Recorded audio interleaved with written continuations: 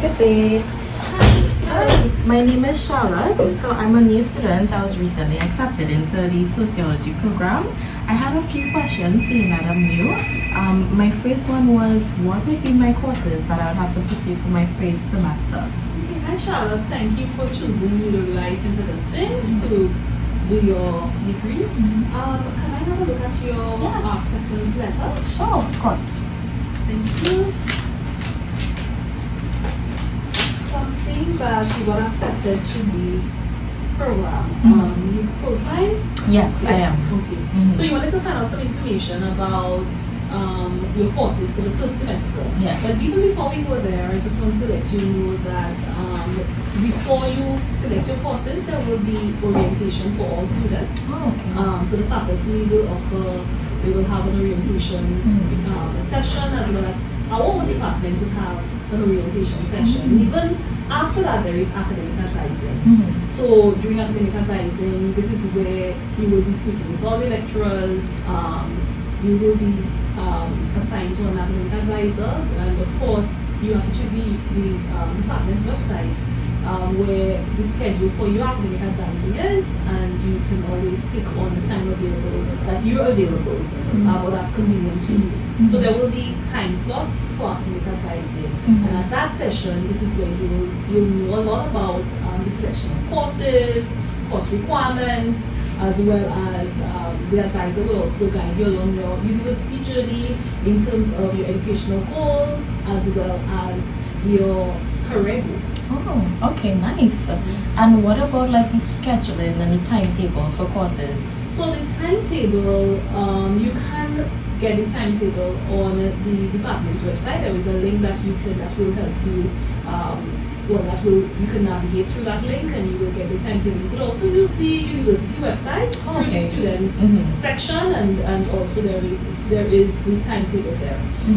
But even before you go onto that, I will advise that you seek academic advising, because this is where you actually know what courses you have to select. And the timetable will provide the list of courses, the times of courses, the duration of courses, as well as which tutorials are assigned to those courses. Okay, understood. And what about the fees for the courses? So fees, while we do not provide direct advice on the fees, we recommend that students seek advice from the account section, student section of the bursary, where you can liaise with someone at students bursary, where they will provide you with information on any information that you are seeking at this time. Okay. And so in preparation for my application for here, when I was in Cape, I did do a few subjects in hopes of being exempted at the university. Could you tell me a little bit about exemptions? Okay, so there are two types of exemptions. One, exemption with credits, and exemption without credits. So you'd see exemptions only. And exemptions only means that you do not get the credits if your exemption is approved. Okay. It means that if you do not get the credit, you have to do another course to make up the credits, right? However, if you are granted an exemption with credit, it means that you are exempted from the course with the credits, and it goes towards your transcript. So there are two types: exemption without, and exemption with credits. One of the things, I know you said you did sociology. Yes. Did you do sociology at King? I did. So your advisor will also advise you on what it is that you have to do in terms of requesting the exemptions, because if you did Unit 1K, sociology, or Unit 2, there are courses that are similar that you will be able to get exemption with credits. But again, your advisor will guide you through that process. And when you mention academic advising, it's still also new for me. What exactly is academic advising? Who is academic advising? So academic advising, there's the what, the who, and everything, and I'll explain all that. So academic advising is really advising that you get, where there will be an advisor who will provide you with information on your course selection, as well as your overall university journey, academic journey.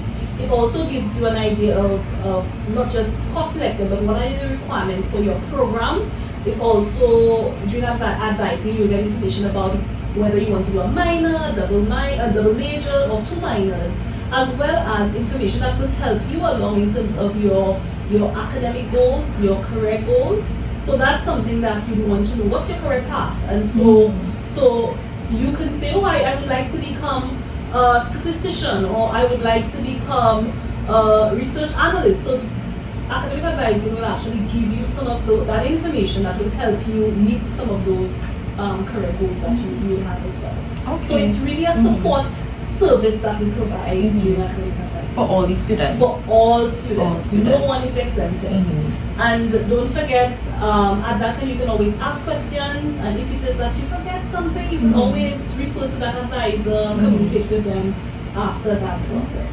Okay, I definitely will, because I will have more questions. Yes. Okay. Yes. So, and don't forget that visit the department's website where you can find information about advising. Also about the staff members, the administrative officer that you would assign to, because every program would have an administrative officer. You can liaise with them, communicate with them about any administrative matters, and if you have any academic matters, you can communicate with your advisors. Okay, this was very helpful. Thank you so much for your time. You're welcome. I hope to see you during the orientation and advising session. Okay, thank you. Look forward to it. Bye.